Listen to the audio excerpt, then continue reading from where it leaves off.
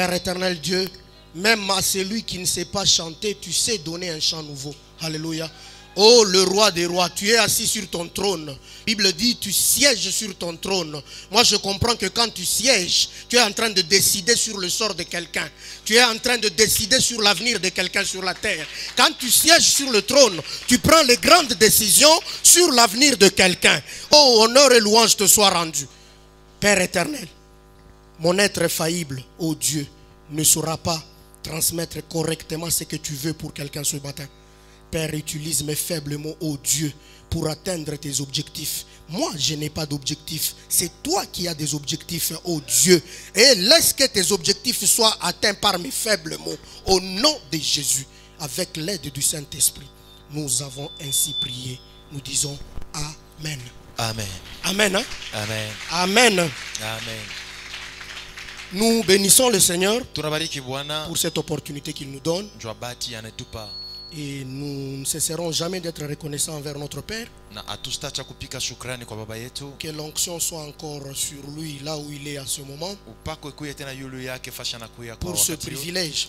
Juu ya hii bahati Mais à vous aussi, kwa nyinyi pia nous disons merci pour votre présence. tunampikia aksanti kwa uwapo wenu. Bien-aimés dans le Seigneur, Wapendwa katika Bwana, nous avons été là toute la semaine. tulikuwa hapa wiki yote mzima. À un moment donné, Wakati fulani je me disais que nilianza kusema tous les orateurs qui sont passés bahubiri bote balipita étaient en train de prendre certaines parties de ce que le Seigneur m'avait donné. balikuwa kuna beba bipande ya mesali ile Mungu Or, nous savons tunajua que ce sont les signes qui ne trompent pas, inakuya que malama ile Dieu est dans l'affaire. ya kusema Mungu yuko ndani Que ya ce soit le maneno. vendredi, Ikuye mkazi. l'orateur a pris des choses. Mhubiri anabeba tena Même vitu. celle qui a conduit l'intercession ce matin, Hata ule anahubiri, elle a encore anaongoza pris des maombi. choses. Anabeba tena Donc vitu moi ndani. je comprends Minaaminia que Dieu est dans ya l'affaire. kusema Mungu anakuwa Bien-aimés katika dans le maneno. Seigneur, Wapendwa katika nous Bwana. avons notre thème Tunakuwa na que nous mtishina yetu. abordons depuis tout ce temps. Ile tunakuwa 2 tunaleta Corinthiens wakati 5, 17. 1 Corinthiens 16, 2 17. Corinthiens 5, 17. 2 Corinthiens Qui 16, dit 17. ceci: Inasema hivi. si quelqu'un est en Christ, Kama mtu anakuwa ndani ya Kristo, il est devenu une nouvelle créature. anakuwa kiumbe kipya. Les choses anciennes Vitu vya sont zamani passées. vinesha kupita. Bien-aimés dans le Seigneur, Wapendwa katika la Bible Bwana. ne dit pas Biblia iseme si quelqu'un est à l'église. kama mtu yuko kanisa. La Bible ne dit pas Biblia iseme si quelqu'un est à la chorale. kama mtu anakuwa La Bible ne dit pas Biblia iseme si quelqu'un est ouvrier. kama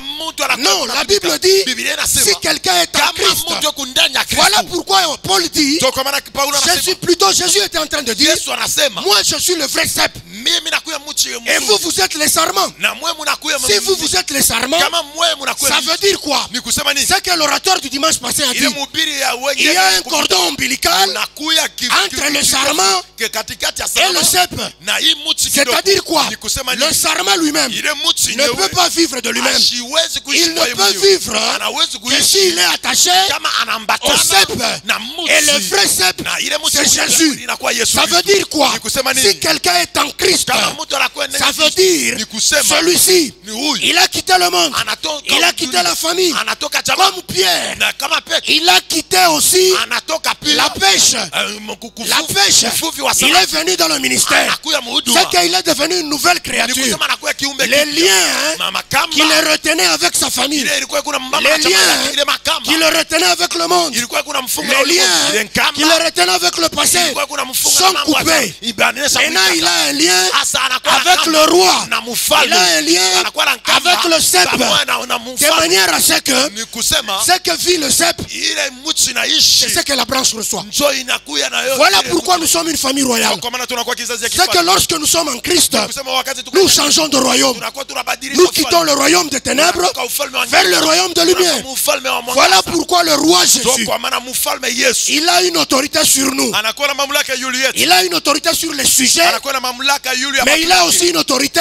na eko na mamlaka sur les territoires. yule ya Or, nafasi nous, nous yote. sommes les sujets. Vile shi tunakuya batu yake taifa yake. C'est-à-dire, Ni kusema même où que nous soyons, ufasi yote tunaweza kujua. nous dépendons du roi. Tunakuwa tunambatana tunaelekea naye. Voilà pourquoi Ndio kwa maana quelqu'un peut mourir en RDC, mtu anaweza kufa mu DRC mais c'est le royaume de Belgique qui fait des déclarations. lakini inakuwa ufalme wa Belgique inakuwa inaleta matangazo. Pourquoi? Kwa nini? Parce que c'est son sujet. Ndio inakuwa L'autorité de la Belgique s'exerce sur cette personne-là, où qu'il soit sur la planète Terre. Donc lorsque nous sommes en Christ, les choses anciennes sont passées. C'est que nous appartenons à une nouvelle d'identité. Nous appartenons à une nouvelle nature. Nous appartenons à un nouveau royaume dont le roi de rois c'est qui? C'est Jésus. Si le sarment se détache du cep, le sarment va sécher. Amen. Amen. Bien-aimés dans le Seigneur, nous allons lire. Qu'on nous lit Proverbe 18, le verset 21. Proverbe 18, verset 21.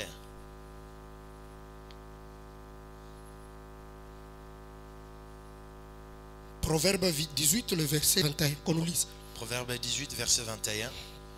La mort et la vie sont au pouvoir de la langue. Quiconque l'aime en mangera les fruits. Amen.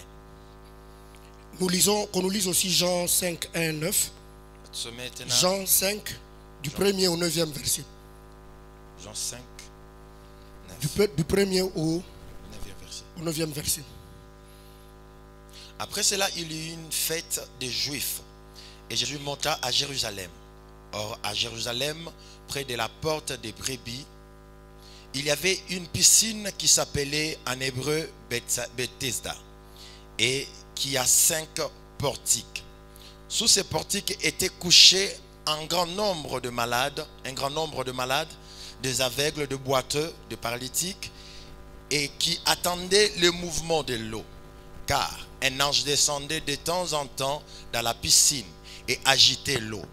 Et celui qui y descendait le premier, après que l'eau avait été agitée, était guéri. Quelle que fût sa maladie. Là se trouvait un homme malade depuis 38 ans. Jésus l'ayant vu coucher et sachant qu'il était malade depuis longtemps, lui dit: veux-tu être guéri? Le malade lui répondit: Seigneur, je n'ai personne pour me jeter dans la piscine quand l'eau est agitée. Et pendant que j'y vais, un autre descend avant moi. Lève-toi, lui dit Jésus, prends ton lit et marche. Aussitôt cet homme fut guéri, il prit son lit et marcha. C'était un jour de sabbat. Amen. Amen. Amen. Bien-aimés dans le Seigneur, nous avons lu le premier verset.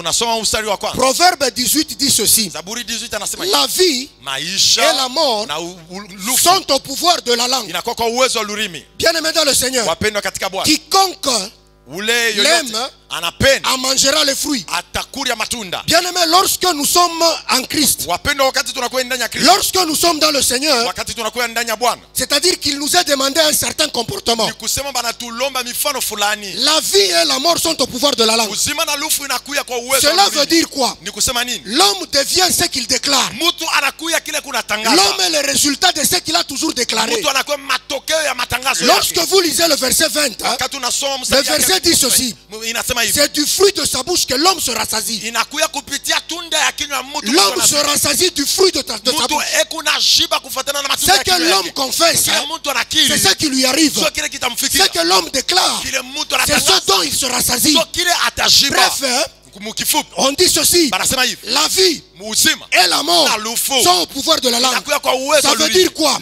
La langue peut donner la vie. La langue peut tuer. La langue peut renouveler quelque chose. La langue peut faire disparaître. La langue peut donner le succès. La langue peut donner l'échec. La langue fait tout ce qui nous arrive. L'homme se rassasie du fruit de sa bouche. Ce qui veut dire quoi? Les mots que nous prononçons sont une sémence qui donne le fruit. Et le fruit de cette sémence, l'homme se rassasie. Est-ce que nous sommes ensemble?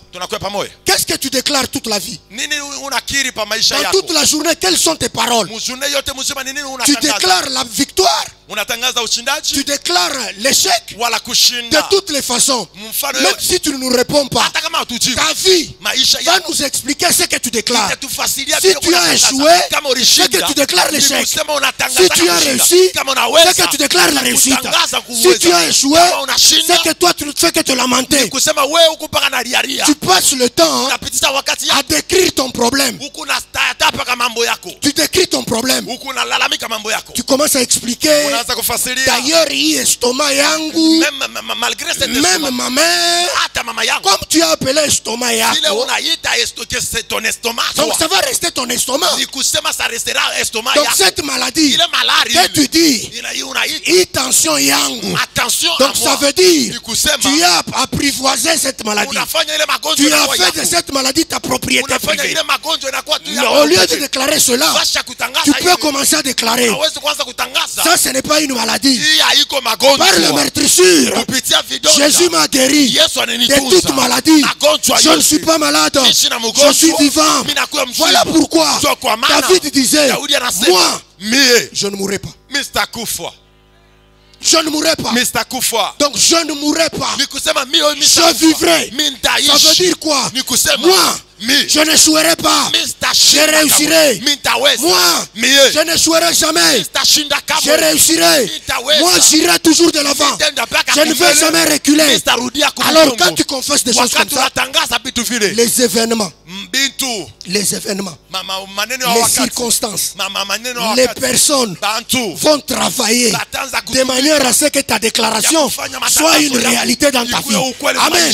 Est-ce que nous sommes ensemble? Eti tunakuwa pamoja. Pour que So, tu vives le succès, Oui, commence par le confesser. anza kutangaza kukiri ile. L'homme de Galilée, Mtu wa un Galilea. jour dans la barque, Siku moja la mbariki. tempête s'était déjà levée. Suruba ikashimama. Mais moi je croyais qu'il Inaaminia. pouvait se mettre debout. Alipashi kusimama. Et il allait commencer. Na alianza- Rabababababa. anaanza kusema Non, katika lugha l'homme pana. de Galilée, Mtu wa Galilea. il a parlé. Anasema. Et la tempête s'est calmée. Na suruba Donc, ikaika. Ni kusema. tu as une matière première. Unakuwa na maneno ya Tu kweli. as un capital. Unakuwa na dans ta capital vie, mu maisha La yako. parole. Misemo.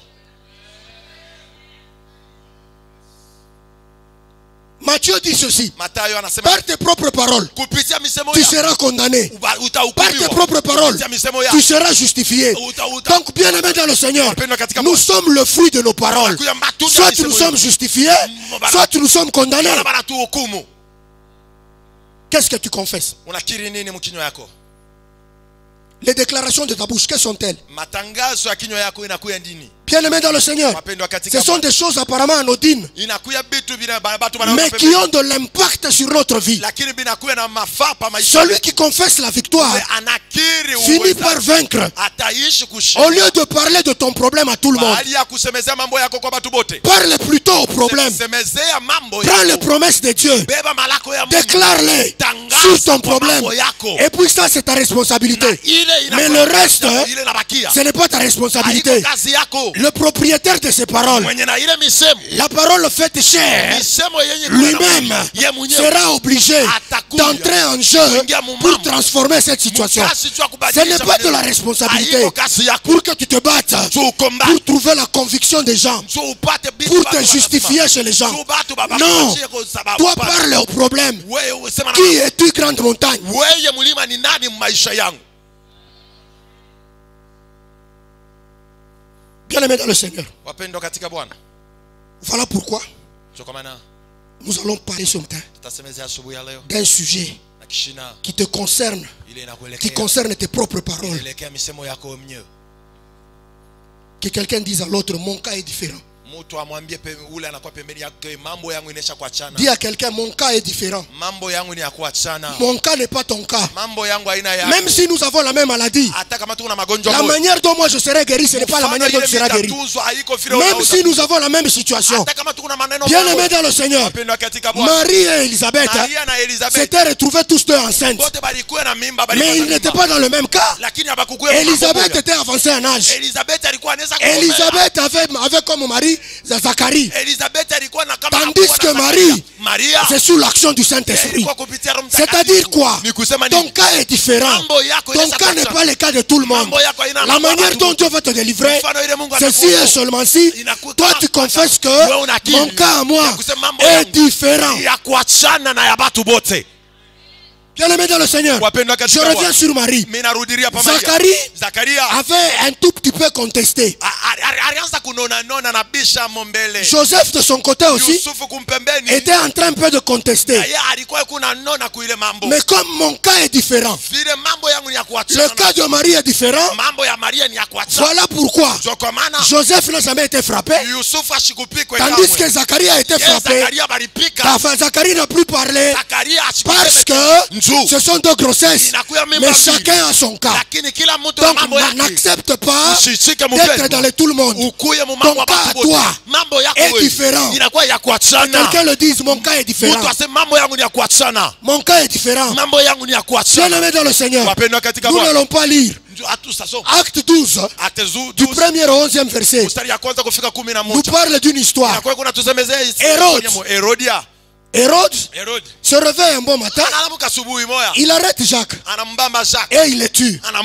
Avant ça, son ancêtre avait déjà tué Jean-Baptiste. Et d'une manière honteuse, il l'a pris la tête, il met sur un plateau pour plaire à une petite fille. Bien aimé dans le Seigneur, il est arrivé à un moment, la Bible dit, il avait vu qu'en tuant Jacques, les Juifs étaient contents. Il a constaté que les Juifs étaient contents. Bien aimé, si tu ne comprends pas que ton cas est différent, si tu ne déclares pas que ton cas est différent, tu vas subir le même sort que tout le monde. Dans ce siècle présent, il y a des gens qui se plaisent à se réjouir de la souffrance des autres. On tue Jacques, mais les Juifs se plaisent et ils sont contents. Ta situation là, il y a des gens qui se réjouissent. Ta situation là, il y a les gens qui sont contents. Mais comme ton cas est différent, c'est que ta délivrance va aussi arriver. Bien aimé dans le Seigneur, lorsque vous lisez, Pierre fut aussi arrêté. Pierre fut aussi arrêté. Pierre fut aussi arrêté. Très certainement, Hérode se disait, je ferai de lui comme j'ai fait de Jacques. Les gens dans ta famille n'ont pas réussi dans la vie. Le premier n'a pas réussi. Le deuxième n'a pas réussi. Le troisième n'a pas réussi. À un moment donné, tout le monde dans la famille sait que toi aussi tu ne réussiras pas. Parce que c'est ça l'habitude. Mais ce matin, je suis venu dire à quelqu'un, ton cas est différent. Ton cas est différent. Parce que Pierre a été arrêté, amené dans la même prison. Là où était Jean-Baptiste autrefois, là où était Jacques autrefois, mais l'Éternel l'a délivré. Pourquoi? Son cas était différent. Est-ce que ton cas est différent? Ou tu vas terminer comme Jacques? Même s'ils ont combattu tous les chefs. Que quelqu'un m'entende ici. Il y a des gens spécialisés. Le chef que tu as maintenant, ils l'ont combattu. Asimbisa et touche. Et il est parti dans les actions disciplinaires. Celui qui l'a remplacé, ils ont fait la même chose. Mais toi tu es arrivé. Ils ont aussi commencé. Bien aimé, je vais te dire une chose. Ton cas est différent. Ils ne réussiront pas. Ton cas est différent. Est-ce qu'il y a quelqu'un qui comprend que son cas est différent? Que quelqu'un dise avec moi, mon cas est différent. Bien aimé dans le Seigneur, nous sommes dans ce monde où la parole crée. Quand tu dis mon cas est différent, tu ne comptes pas sur ton oncle. Tu ne comptes pas sur ta tante. Tu ne comptes pas sur ta coutume. Parce que tu es une nouvelle créature. Tu es en Christ. Tu es le sarment. Tu comptes sur le cèpe. La sève du cèpe, la sève du cèpe, c'est celle qui te nourrit. Donc quand je déclare, mon cas est différent, je demande à Dieu d'intervenir différemment. Quand je déclare mon cas est différent, je demande à Dieu d'intervenir différemment. Est-ce qu'il y a quelqu'un qui me comprend? Oh, je ne sens pas que quelqu'un me comprend. Mon cas est différent. Ça veut dire quoi? Tout le monde peut être malade. Tout le monde peut aller à l'hôpital. Mais moi je guérirai en étant à la maison. Parce que moi je ne suis pas eux.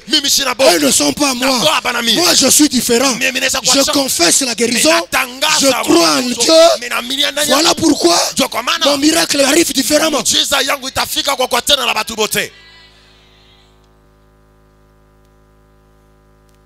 Bien aimé dans le Seigneur. Wapendwa katika Bwana. J'ai un deuxième exemple. Mimi nakuwa na mfano wa pili. L'histoire de David, c'est l'histoire que nous connaissons.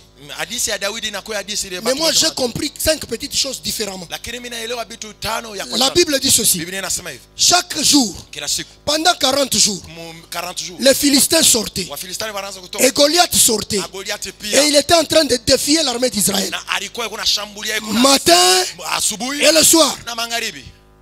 Pendant 40 jours. 40 jours. Mais David, Lakini Daudi, je ne sais pas qui l'a envoyé mimi sijua ule mtu pour prendre de la nourriture bebe vyakula et amener chez ses frères ende akapatia qui étaient au front. bale barikuwa Son père. Quelqu'un peut me dire que c'est son père qui l'a envoyé. Mtu anaweza kuniambia ni baba. Mais moi je me suis posé la question. Lakini mimi najiswali. Pendant ces 39 jours d'avant, Mui 39 c'est jours qui a amené la nourriture à ces gens? anaanza kupeleka vyakula. Bien aimé dans le Seigneur, Wapendwa katika la Bible dit Biblia inasema tout concourt au bien de ceux qui aiment Dieu. yote nakuwa inafuatana kwa bale bote wanampenda Mungu. Non, moi j'aime la version d'Arbi. Mimi napenda version Darby dit ceci. Darby anasema hivi. Toute chose Mambo yote travaille. iko natumi. Ça veut dire quoi? Ni kusema Les ennemis, les sorciers, les gens qui nous combattent, les gens qui nous font du bien, tous ces événements-là sont comme dans une casserole. On est en train de tourner ça.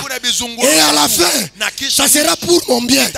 Voilà pourquoi ce jour-là, le père de David demande à David, amène la nourriture. 40 jours. 40 jours. Bien aimé dans le Seigneur. Dans la technique de combat, ça veut dire quoi? Il y avait des milliers de personnes qui étaient alignées au front. Mais pendant 40 jours, ils n'ont pas pu gagner la bataille. David arrive. Bien aimé, écoutez ce qu'Eliab lui dit. Eliab, c'est son grand frère. C'est son frère aîné. Il dit ceci. Je connais ta malice. Tu n'es pas venu seulement donner à manger. Toi tu es venu pour voir comment nous combattons. Bien aimé dans le Seigneur, Eliab a combattu quel jour? On se comprend. Eliab a combattu quel jour? Ça fait 40 jours qu'on est en train de le défier. Je m'imagine, il était aussi caché dans un trou, en train de regarder de loin. Mais quand il est devant David, il veut être un expert pour lui dire, tu es venu voir comment nous combattons. Bien aimé dans le Seigneur, Eliab a oublié une chose, que David, quand il est venu avec le pain, David est venu avec le pain. Il n'est pas seulement venu avec le pain, il est venu aussi avec le Dieu de son secret. Alléluia. Bien aimé, David n'est pas allé avec le pain seulement. David est allé avec son Dieu, le Dieu de son secret, le Dieu qui l'a aidé à remporter des victoires autrefois. C'est le Dieu qui l'a amené. Bien aimé dans le Seigneur, là où tu es, les gens voient peut-être ce qu'ils voient, mais ce qu'ils voient ce n'est pas tout. Au-delà de ce qu'ils voient, il y a encore des choses en toi. Tu as un Dieu qui t'a délivré, un Dieu qui t'a guéri, un Dieu qui t'a secouru. C'est le même Dieu avec lequel tu parles. Eliab, il n'est pas venu seulement avec le pain. Eliab, David n'est pas venu avec le pain. Il est venu aussi avec le Dieu de son secret pour dire, il n'est pas venu te donner à manger. Laisse les gens se moquer de toi. Laisse-les se moquer de toi. Ils disent, ils t'ont collé même des épithètes. Les épithètes liées à tes habits, ou les wakakochi, ou les washokuzala, ou les wamalari, ou la chitumikake. Ça c'est la face qu'eux voient. Eux ils voient le pain. Ils voient le pain. Ils ne voient pas le Dieu qui est à moi. Voilà pourquoi je dis, ton cas à toi, c'est un cas différent. Non, ton cas est différent. Ce n'est pas le cas de petit pain. C'est un cas différent. Que quelqu'un dise mon différent. Que quelqu'un le dise avec conviction, mon cas est différent. Mon cas est différent. 40 jours. Toi tu peux avoir une situation qui a longtemps duré. Je t'informe que quand tu dis mon cas est différent, tu fais intervenir les dieux de l'accélération, les dieux de la vitesse, les dieux qui accordent de la vitesse aux choses.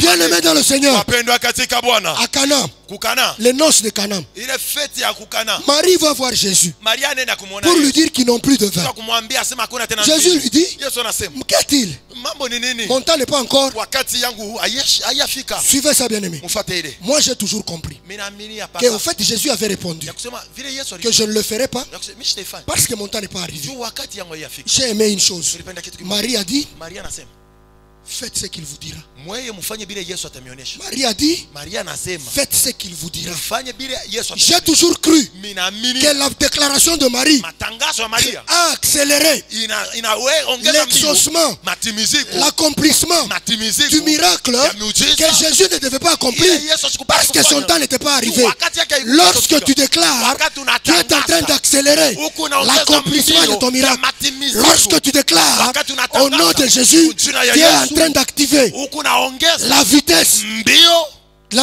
mbio de l'accomplissement des kumatimiziko promesses que l'Éternel t'a fait. malako ile wa milele Mungu anaweza kufanya. Kama onege. Est-ce que quelqu'un m'a compris? Eti mtu ananishikia. Quelqu'un m'a compris. Mtu ananishikia. Bien aimé dans le Seigneur, Wapendwa ce katika n'est pas Bwana. toujours tout. Haiko tu yote. Eliab, Eliab. qu'est-ce que David a fait? Eliab, Daudi anafanya nini? En fait, le problème c'est quoi? Mambo ni nini? Eliab ne savait pas Eliab asikujue. que les victoires dans le secret Ya kusema maushindaji que katika David siri. avait remporté en gardant les brebis Ile Daudi alipata kufatana na ont amené David ilimpeleka Daudi à être convaincu que akuwe na hakikisho ya le kusema Dieu qui m'a fait remporter les victoires en Mungu secret alinikaburia ushindaji musiri ne va jamais me décevoir en public. hastanyacha kama katikati ya watu. Je répète, Mina nzuri. David, Daudi sur base des victoires remportées en secret, kufatana na ushindaji ya était ya convaincu siri, que alikuwa na hakikisho quand j'arrive au front, kusema wakati mimi le nitafika même mashamba Dieu ya ugomvi, Mungu moyo qui m'avait délivré ule alinikomboa du loup du loup kwa duga qui venait attaquer mes brebis, alikuwa kuna shambulia il ne me décevra pas en public. hastanyacha katikati ya watu. Ton cas est différent, bien-aimé. Mambo yako isha kuachana Tu na as un wote. témoignage. Unakuwa ushuda. Tu as un témoignage. Unakuwa na ushuda. Tu as deux témoignages. Unakuwa na ushuda mbili. Ça constitue Inaonesha ta réserve stratégique ile Mungu aleta sur laquelle tu vas te mettre pale pour utaikalia te dire ya kusema celui qui a agi, ule alitenda il est le même anakuwa mwangu hier, jana aujourd'hui leo, et éternellement. hata milele. Mon cas est différent. Mambo yangu inaweza kuachana.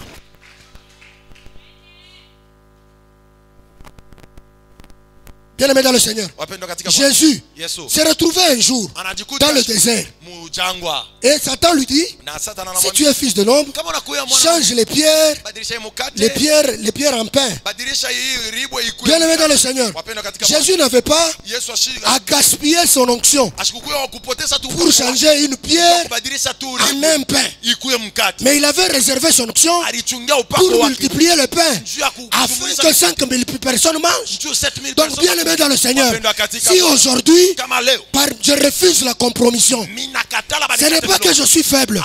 Je connais que mon cas est différent. L'appel que j'ai est différent.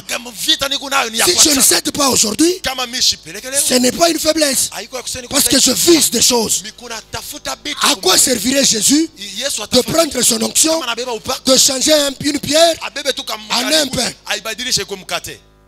alors que plus tard, Pale il a nourri 5000 personnes. masiku ya kumbele Yesu alilisha 5000 personnes. Mon cas est différent. Mambo yangu ni ya kuachana na Mon ya begi. cas est différent. Mambo yangu ni ya kuachana. Je termine avec le cas de Eliab. Minaisha na Bien-aimé dans le Seigneur, wapendwa katika Bwana. au fait, David est venu Daudi alikuya pas pour voir la bataille, haiko njoo kuona buko. mais il est venu pour terminer la bataille. Alikuya njoo kuishisha. Ah, bien-aimé dans le Seigneur, Oh, wapendwa katika Bwana. aujourd'hui tu n'as pas de valeur. Leo hauna na Ça, ce n'est pas un problème. Ile haiko mambo. Dans cette famille, belle famille où tu es entré, Ile jamaa on moyo ne te ni considère pas. Ce n'est pas un problème. haiko mambo. Dans ce travail-là, on ne reconnaît pas tes compétences. Ça, ce n'est pas un problème. Mais au moins une chose est vraie. C'est toi qui vas délivrer cette famille. C'est toi qui vas élever cette société.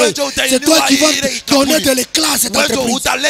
Parce que David, quand il est venu, il n'est pas venu voir la bataille. Il est venu terminer. Je m'imagine toujours. C'est-à-dire Eliab, quand bien même il a grondé David, après la victoire sur Goliath, Eliab était en train de dire, c'est mon petit frère. Hein? Est-ce que c'est mon petit frère? C'est mon petit frère. Eh bien aimé dans le Seigneur, attendez les Bakondimayo. Oh, ton cas est différent. aujourd'hui ou demain, ils seront convaincus que tu sers le vrai Dieu. Ils seront convaincus que toi là, c'est la main de l'Éternel. Ils seront convaincus que toi tu as le seul vrai Dieu. Oh, je veux dire à quelqu'un, mon cas est différent. Si les autres sont partis en catastrophe, je ne partirai pas, je ne mourrai pas, je vivrai, je prospérerai, j'annoncerai les bienfaits de l'Éternel. Oh, mon cas est différent. Mon cas est différent. Mon cas, moi, est différent.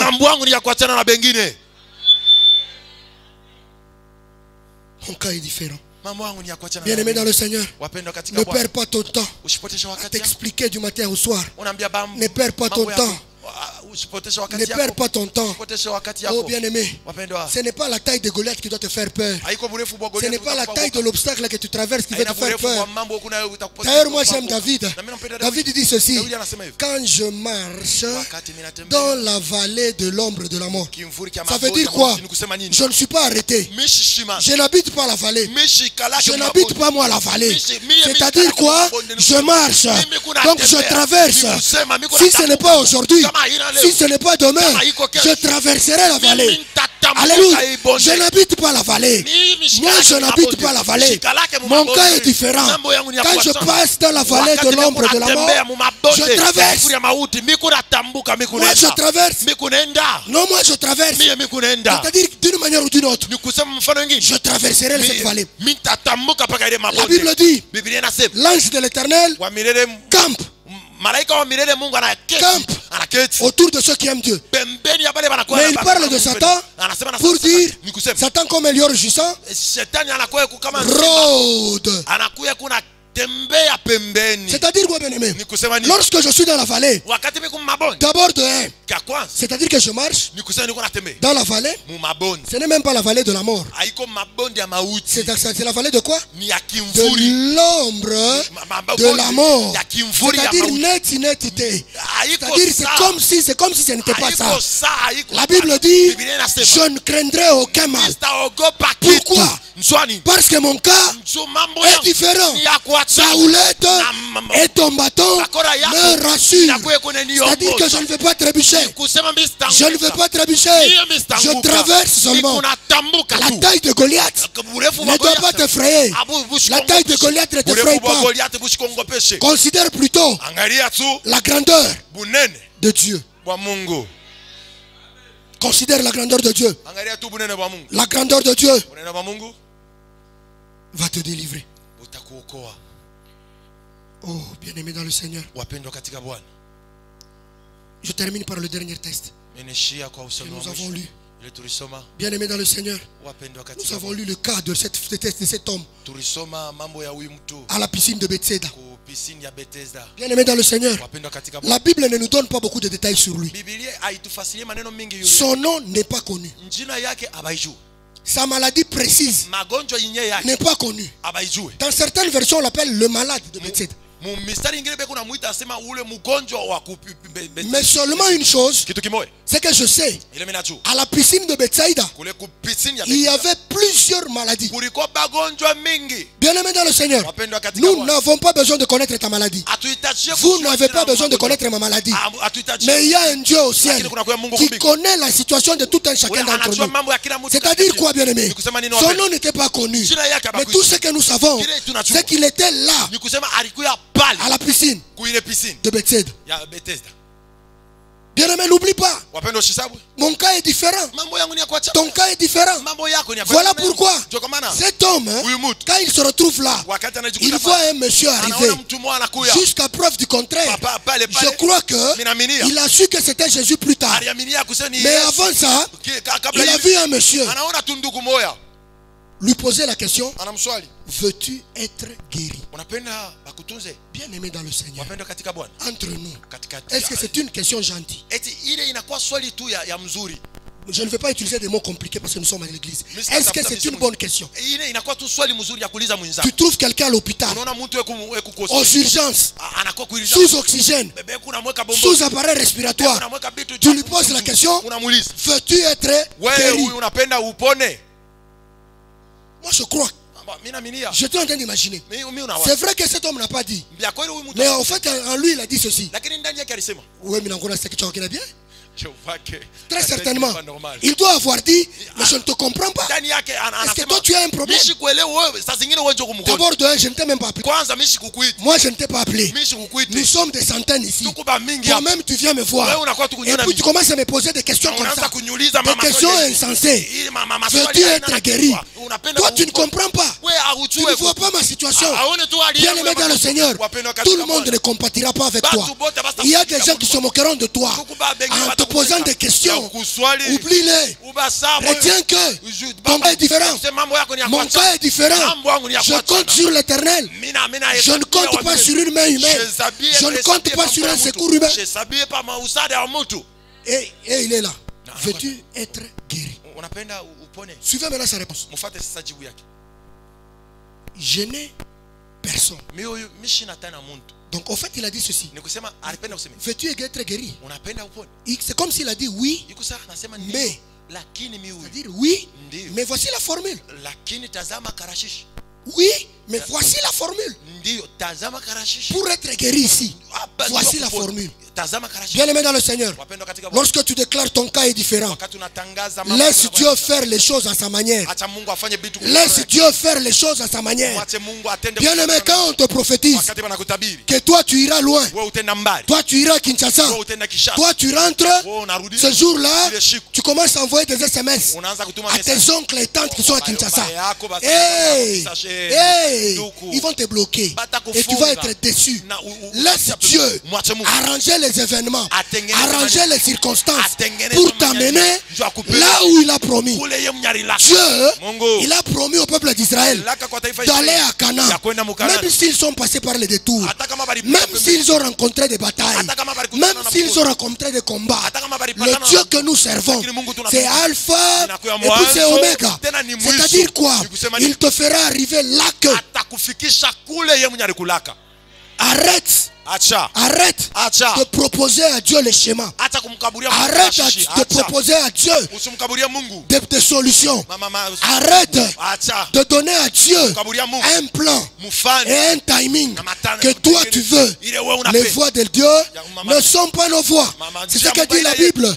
Aussi loin que sont élevés les cieux, autant les voies de Dieu ne sont pas nos voies. Cet homme dit ceci. Oui, mais je n'ai personne. Je n'ai personne. Je n'ai personne pour me jeter dans l'eau. Lorsque l'ange descend, bien-aimé dans le Seigneur, il dit d'une manière indirecte, c'était de lui dire, si toi tu veux que je sois guéri, attends demain matin, lorsque l'ange viendra, prends-moi, jette-moi dans l'eau. Donc il était en train poliment de demander à Jésus de l'amener dans son chemin. Bien-aimé, la meilleure façon de perdre dans la vie, c'est de prendre Dieu et de l'amener dans son projet. C'est toi qui entres dans le projet de Dieu et Dieu s'occupe de toi. Mais si toi tu veux l'amener là où tu veux, peut-être il n'est pas là. Dieu te veut à gauche, toi tu l'amènes à droite. Non, toi tu demandes Dieu, dirige-moi. Ta houlette et ton bâton me rassure et me guide. Est-ce qu'on se comprend, bien aimé? C'est comme ça à une dimension donnée. Il dit ceci: tu dresses une table en face de mes adversaires. Bien aimé, tu dresses une table en face de mes adversaires. Pourquoi? Parce que mon cas est différent. Lorsque je suis en Christ, ce n'est pas moi qui me bats, c'est l'Éternel qui combat en ma faveur. Donc c'est à dire quoi? Je n'ai pas à me battre. Alors le bon berger ici, il dresse une table de festin ya karamu. Moi j'ai toujours estimé, Mimi moi je suis en train de manger calmement mimi nawazaka niko nakula à la table dressée par mon Dieu. meza ile Mungu wangu. Et lui combat en ma faveur. Na yeye kuna komba na nchu yangu. Bien aimé dans le Seigneur, Wapendwa katika j'ai Bwana. appris l'art de la guerre. Mirijifunza mvita. J'ai appris l'art de la guerre. Mirijifunza mvita. Je n'ai pas vu une seule stratégie Mishikuone où on est au front, l'ennemi est en train de manger. Ça il n'y a que Dieu. Il te met toi au repos et lui te dit, calme-toi. Tu verras comment je vais faire de tes ennemis ton marche-pied. Et il dresse une table. Oh bien-aimé dans le Seigneur, je déclare que ce matin, Dieu dresse une table en face de tes adversaires. Pendant que eux complotent, ils complotent pour te détruire.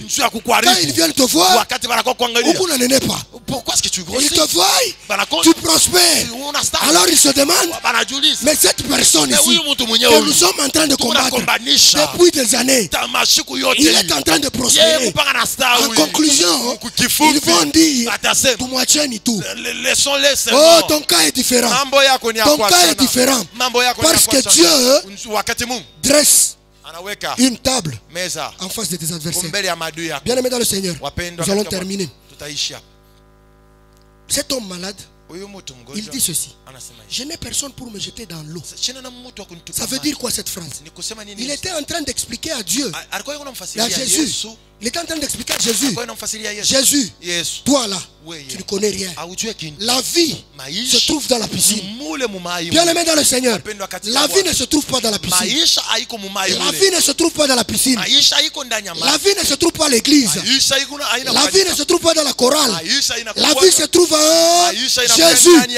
Parce que il était en train de parler avec la source d'eau vive.